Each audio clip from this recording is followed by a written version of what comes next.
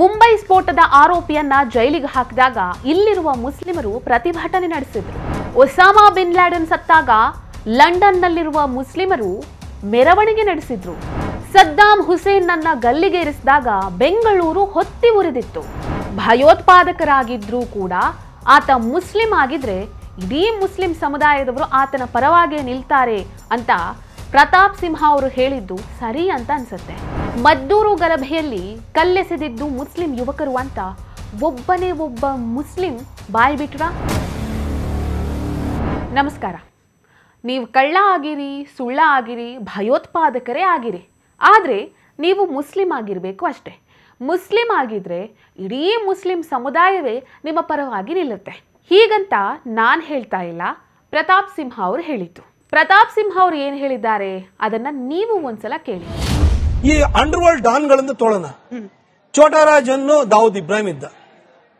ಒಬ್ಬ ಹಿಂದೂನ ಹತ್ರ ಹೋಗಿ ಕೇಳಿ, ಚೋಟರಾಜನ ನಮ್ಮವನು ಅಂತ ಹೇಳಲ್ಲ, ಅವ್ನ ಡಾನೋ, ಅವನು ಕೊಲೆಗಡಕ, ಅವ್ನ ದರೋಡೆಕೋರ ಅಂತ ಹೇಳ್ತಾರೆ.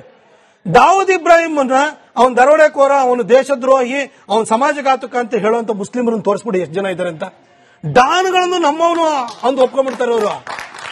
ಮುಂಬೈ ಬಾಂಬ್ ಬ್ಲಾಸ್ಟ್ ಮಾಡಿದಂತವ್ರು ಅವ್ರು ಒಂದು ಸಾರಿನಾದ್ರೂ ಅವನ್ನ ಖಂಡಿಸಿದಾರ? ಪ್ರತಾಪ್ ಸಿಂಹ ಅವರು ಹೇಳಿದ್ದು ಸರಿಯಾಗೇ ಇದೆ. ಎಂತೆಂತಹ ಸ್ವಾಮೀಜಿಗಳು ಅತ್ಯಾಚಾರದ ಕೇಸ್ಗಳಲ್ಲೆಲ್ಲ ಒಳಗಡೆ ಹೋದಾಗ ಅಂತಹ ಸ್ವಾಮೀಜಿಗಳ ಪರವಾಗಿ ಹಿಂದೂಗಳು ಯಾವತ್ತೂ ಕೂಡ ಮಾತನಾಡಲಿಲ್ಲ. ಅವರ ಅರೆಸ್ಟನ್ನು ಖಂಡಿಸಿ ಪ್ರತಿಭಟನೆ ಕೂಡ ಮಾಡಲಿಲ್ಲ. ತಪ್ಪು ಮಾಡಿದ್ದಾರೆ, ಶಿಕ್ಷೆ ಅನುಭವಿಸಲಿ ಅಂತಾನೆ ಹೇಳಿದ್ದು. ಆದರೆ ಮುಸ್ಲಿಮರು ಹಾಗಲ್ಲ. ಆತ ಭಯೋತ್ಪಾದಕನೇ ಆಗಿರಲಿ, ಅತ್ಯಾಚಾರಿಯೇ ಆಗಿರಲಿ, ಕೊಲೆಗಡುಕನೇ ಆಗಿರಲಿ, ಅಂಡರ್ ವರ್ಲ್ಡ್ ಡಾನೇ ಆಗಿರಲಿ, ಅವನು ಮುಸ್ಲಿಂ ಅಂತಾಗಿದ್ರೆ ಆತನ ಪರವಾಗಿ ನಿಲ್ತಾರೆ, ಆತನ ಪರವಾಗಿ ಧ್ವನಿ ಎತ್ತುತ್ತಾರೆ. ಇದಕ್ಕೆ ಒಂದೊಳ್ಳೆ ಉದಾಹರಣೆ ಅಂದ್ರೆ ಮೊನ್ನೆಯಷ್ಟೇ ನಡೆದ ಮದ್ದೂರು ಗಲಭೆ. ಈ ಗಲಭೆಗೆ ಸಂಬಂಧಪಟ್ಟಂತೆ ಯಾವೊಬ್ಬ ಮುಸ್ಲಿಂ ಮುಖಂಡನೂ, ಯಾವೊಬ್ಬ ಮುಸ್ಲಿಂ ಮೌಲ್ವಿಯೂ, ಅದೆಲ್ಲ ಬೇಡ ಬಿಡಿ, ಒಬ್ಬ ಸಾಮಾನ್ಯ ಮುಸ್ಲಿಂ ಕೂಡ ತಪ್ಪು ಮಾಡಿದ್ದು ಮುಸ್ಲಿಂ ಯುವಕರು, ಕಲ್ಲೆಸೆದಿದ್ದು ಮುಸ್ಲಿಂ ಯುವಕರು ಅವರು ಮಾಡಿದ್ದು ತಪ್ಪು ಅಂತ ಹೇಳೇ ಇಲ್ಲ. ಅದರ ಬದಲಾಗಿ ಹಿಂದೂಗಳಿಗೆ ಮೆರವಣಿಗೆ ಮಾಡೋದಕ್ಕೆ ಇದೇ ರೋಡ್ ಬೇಕಾಗಿತ್ತಾ? ಮಸೀದಿ ಇರುವ ರೋಡ್ನಲ್ಲೇ ಅವರು ಮೆರವಣಿಗೆಯನ್ನು ತಗೊಂಡು ಹೋಗ್ಬೇಕಾಗಿತ್ತಾ? ನಮಗಾದ್ರೆ ಒಂದೊಂದೇ ಹಬ್ಬ, ಅವರು ಯಾವತ್ತು ನೋಡಿದ್ರು ಹಬ್ಬ ಮಾಡ್ತಾನೆ ಇರ್ತಾರೆ, ಹಾಗೆ ಹೀಗೆ ಅಂತ ಏನೇನೋ ಮಾತಾಡಿದ್ರು. ತಮ್ಮ ಸಮುದಾಯದ ಯುವಕರ ಪರವಾಗಿಯೇ ಮಾತನಾಡಿದ್ರು. ಇವ್ರು ಡೈಲಿ ಗಣೇಶ ತಕೋಗುದು, ಹಸರು ಜೋಹರು ಬರೀ ಅಲ್ಲ ಟಮಟೆ ಹೊಡಿಯಕ್ಕೆ ಏನ್ ಬೇರೆ ದಾರಿನೇ ಇಲ್ಲ. ಇವ್ ತಕೋಗೆ ಎಷ್ಟು ದಾರಿ ಬೇಕು ಬರೀ ನಾವು ತೋರಿಸ್ತೀವಿ.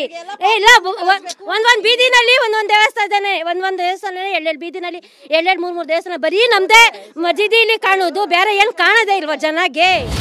ಇದು ಕರ್ನಾಟಕದಲ್ಲಿ ಮೊನ್ನೆ ಅಷ್ಟೇ ನಡೆದಂತಹ ಘಟನೆ.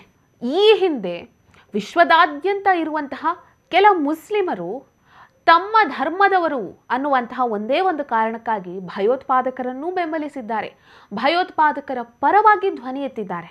ದಾವೂದ್ ಇಬ್ರಾಹಿಂ ಈ ಹೆಸರನ್ನ ನೀವು ಕೇಳಿರಲೇಬೇಕು. ಕುಖ್ಯಾತ ಅಂಡರ್ ವರ್ಲ್ಡ್ ಡಾನ್. 1993ರಲ್ಲಿ ನಡೆದಂತಹ ಮುಂಬೈ ಬ್ಲಾಸ್ಟ್ನ ಪ್ರಮುಖ ಆರೋಪಿ. ಐಸಿಸ್, ಲಷ್ಕರ್ ಇ ತೊಯ್ಬಾದಂತಹ ಅನೇಕ ಉಗ್ರ ಸಂಘಟನೆಗಳಿಗೆ ಇವನು ಆರ್ಥಿಕ ಬೆಂಬಲವನ್ನ ನೀಡುತ್ತಿದ್ದ. ಈ ದಾವೂದ್ನೊಂದಿಗೆ ಮುಂಬೈ ಸ್ಫೋಟದಲ್ಲಿ ಭಾಗಿಯಾಗಿದ್ದ ಇನ್ನೊಬ್ಬ ಆರೋಪಿ ಅಬು ಸಲೀಂ. ಇವನನ್ನ ಪೊಲೀಸರು 2005ರಲ್ಲಿ ಪೋರ್ಚುಗಲ್ನಲ್ಲಿ ಬಂಧಿಸಿ ಭಾರತಕ್ಕೆ ಕಳಿಸ್ತಾರೆ. ಇವನನ್ನ ಅರೆಸ್ಟ್ ಮಾಡಿದಾಗ ತೀವ್ರ ವಿರೋಧ ವ್ಯಕ್ತ ಆಗಿತ್ತು. ಈ ಅಬು ಸಲೀಂ ಒಬ್ಬ ಅಂಡರ್ ವರ್ಲ್ಡ್ ಡಾನ್ ಅನ್ನುವಂತಹ ಆರೋಪವನ್ನ ಮಾಡಿ, ಅಂಡರ್ ವರ್ಲ್ಡ್ ಡಾನ್ನ ಪಟ್ಟವನ್ನ ಕಟ್ಟಿ ಇಡೀ ಮುಸ್ಲಿಂ ಸಮುದಾಯವನ್ನ ಟಾರ್ಗೆಟ್ ಮಾಡುವಂತಹ ದೊಡ್ಡ ಸಂಚನ್ನ ರೂಪಿಸಲಾಗಿದೆ ಅಂತ ಹೇಳಿ ದೊಡ್ಡ ಪ್ರತಿಭಟನೆಯನ್ನೇ ಮುಂಬೈನಲ್ಲಿ ನಡೆಸಿದ್ರು. ಒಸಾಮಾ ಬಿನ್ ಲ್ಯಾಡನ್ ಇವನು ಅಷ್ಟೇ ಅಲ್ ಖೈದಾ ಅನ್ನುವಂತಹ ಉಗ್ರ ಸಂಘಟನೆಯ ಸ್ಥಾಪಕ. 9/11 ಈ ಒಂದು ದಾಳಿಯ ಪ್ರಮುಖ ಆರೋಪಿ, ಮಾಸ್ಟರ್ ಮೈಂಡ್. ಇವನು ಸತ್ತಾಗ ಲಂಡನ್ನಲ್ಲಿ ಇದ್ದಂತಹ 300ಕ್ಕೂ ಅಧಿಕ ಮುಸ್ಲಿಮರು ಮೆರವಣಿಗೆ ನಡೆಸಿದ್ರು. ಒಸಾಮಾನ ರಕ್ತ ಸಾವಿರಾರು ಒಸಾಮಾನನ್ನ ಹುಟ್ಟಿಸುತ್ತೆ ಅಂತ ಹೇಳಿ ಘೋಷಣೆಯನ್ನ ಕೂಗಿದ್ರು. ಇವನು ಸತ್ತಾಗ ಕಾಶ್ಮೀರದಲ್ಲಿ 100ಕ್ಕೂ ಅಧಿಕ ಮುಸ್ಲಿಮರು ಪ್ರಾರ್ಥನೆಯನ್ನ ಮಾಡಿಕೊಂಡ್ರು ಇವನಿಗೋಸ್ಕರ. ಒಸಾಮಾ ಶಹೀದ್ ಅಂತ ಹೇಳಿ ಘೋಷಣೆಯನ್ನ ಕೂಗಿದ್ರು. ಅಮೆರಿಕದ ವಿರುದ್ಧನೇ ಪ್ರತಿಭಟನೆ ನಡೆಸಿದ್ರು, ಧ್ವನಿ ಎತ್ತಿದ್ರು. ಇನ್ನೊಬ್ಬ underworld don Saddam Hussein. ಈತನನ್ನ ಗಲ್ಲಿಗೇರಿಸಿದ್ದಾಗ ಬೆಂಗಳೂರು ಹೊತ್ತಿ ಉರಿದಿತ್ತು. ಮುಸ್ಲಿಮರು ಬೀದಿಗಿಳಿದು ಪ್ರತಿಭಟನೆಯನ್ನ ನಡೆಸಿದ್ರು. ಈ ಪ್ರತಿಭಟನಾಕಾರರು ಅಂಗಡಿಗಳಿಗೆ ಬೆಂಕಿ ಹಚ್ಚಿದ್ರು, ವಾಹನಗಳಿಗೆ ಬೆಂಕಿ ಹಚ್ಚಿದ್ರು, ಮನೆಗಳಿಗೆ ಕಲ್ಲು ತೂರಾಟವನ್ನ ನಡೆಸಿದ್ರು, ಸಾರ್ವಜನಿಕ ಆಸ್ತಿಯನ್ನ ಹಾನಿ ಮಾಡಿದ್ರು. ಇದೆಲ್ಲ ಬಿಡಿ, ಪ್ಯಾಲೆಸ್ತೀನ್ನಲ್ಲಿ ಏನೋ ಆಯಿತು ಅಂತ ಹೇಳಿದ್ದಕ್ಕೆ ಇಲ್ಲಿರುವಂತಹ ಕೆಲ ಮುಸ್ಲಿಮರು ಪ್ಯಾಲೆಸ್ತೀನ್ ಪರವಾಗಿ ಧ್ವನಿ ಎತ್ತುತ್ತಾರೆ, ಪ್ಯಾಲೆಸ್ತೀನ್ ಪರವಾಗಿ ಮಾತನಾಡ್ತಾರೆ, ಬಾವುಟವನ್ನ ಹಾರಿಸ್ತಾರೆ. ಈದ್ ಮಿಲಾದ್ ಸಂದರ್ಭದಲ್ಲೂ ಕೂಡ ಅಷ್ಟೇ, ಪ್ಯಾಲೆಸ್ತೀನ್ ಬಾವುಟವನ್ನ ಹಿಡ್ಕೊಂಡು ಮೆರವಣಿಗೆ ಹೋಗಿದ್ರು. ಎಲ್ಲೋ ಇರುವಂತಹ ಆ ಉಗ್ರ ಸಂಘಟನೆ ಹಮಾಸ್ಗೆ ಇಲ್ಲಿಂದ ಇವರು ಬೆಂಬಲವನ್ನ ಸೂಚಿಸ್ತಾರೆ, ಹಮಾಸ್ನ ಪರವಾಗಿ ಮಾತನಾಡ್ತಾರೆ. ಏನು ಹೇಳಬೇಕು ಇಂಥವರಿಗೆಲ್ಲ? ಸೊ ಇದನ್ನೆಲ್ಲ ನೋಡ್ತಾ ಇದ್ರೆ ಪ್ರತಾಪ್ ಸಿಂಹ ಅವರು ಹೇಳಿರುವಂತಹ ಹೇಳಿಕೆಗಳು ಸತ್ಯಕ್ಕೆ ದೂರ ಇಲ್ಲ ಅಂತ ಅನ್ಸುತ್ತೆ. ನಾನೇ ಒಂದು ವಿಷಯದ ಬಗ್ಗೆ ಮಾತನಾಡಿದ್ದೆ. ಪಾಕಿಸ್ತಾನದ ಮಾಜಿ ಕ್ರಿಕೆಟ್ ಬ್ಯಾಟ್ಸ್ಮನ್ ಮೊಹಮ್ಮದ್ ಯೂಸುಫ್ ಈಗ ಅಲ್ಲಿನ ಮುಸ್ಲಿಂ ಮುಖಂಡ ಆಗಿದ್ದಾರೆ. ಅವರು ಏನು ಹೇಳಿದರು ಅಂದರೆ, ನೀವು ಎಷ್ಟೇ ಕೆಟ್ಟವರಾಗಿದ್ದರೂ ಕೂಡ ನೀವು ಮುಸ್ಲಿಂ ಆಗಿದ್ದರೆ ನಿಮಗೆ ಸ್ವರ್ಗ ಪ್ರಾಪ್ತಿ ಆಗುತ್ತೆ ಅಂತ ಹೇಳಿದರು. ಈ ವಿಚಾರದ ಬಗ್ಗೆ ನಾನು ನಿನ್ನೆ ಮಾತನಾಡಿದ್ದೆ. ಸೊ ಭಯೋತ್ಪಾದಕ ಆಗಿರಲಿ, ಅತ್ಯಾಚಾರಿ ಆಗಿರಲಿ, ಕೊಲೆಗಡುಕ ಆಗಿರಲಿ, ಎಂತಹ ಕಟುಕನೇ ಆಗಿರಲಿ, ಅವನು ಮುಸ್ಲಿಂ ಆಗಿದ್ದರೆ ಅವನಿಗೆ ಸ್ವರ್ಗ ಪ್ರಾಪ್ತಿ ಆಗುತ್ತೆ ಅಂತ ಹೇಳಿ ಮುಸ್ಲಿಂ ಮುಖಂಡರೊಬ್ಬರು ಮಾತನಾಡ್ತಾರೆ ಅಂತ ಹೇಳಿದರೆ ಇದು ಯೋಚಿಸಬೇಕಾದ ವಿಷಯನೇ ಹೌದಲ್ವಾ?